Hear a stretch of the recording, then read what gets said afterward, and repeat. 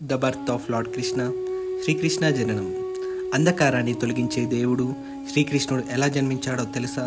ఈ పవిత్ర కథ వినండి.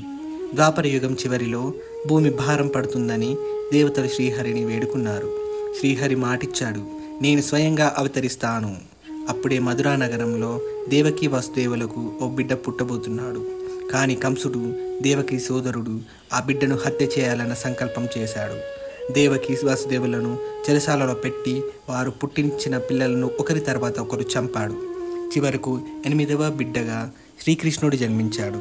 అర్ధరాత్రి వర్షపు బొచ్చల మధ్య దేవతల గానం వినిపిస్తున్న వేళ జన్మించిన వెంటనే శ్రీకృష్ణుడు వసుదేవుడితో మాట్లాడాడు.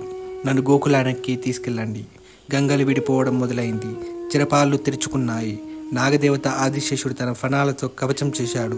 వసుదేవుడు శ్రీకృష్ణుడు తీసుకొని గోకులానికి వెళ్ళి నందగోప యశోద దంపతులకు అప్పగించాడు. ఇలా భూమిని రక్షించేందుకు శ్రీకృష్ణుడు అవతరించాడు.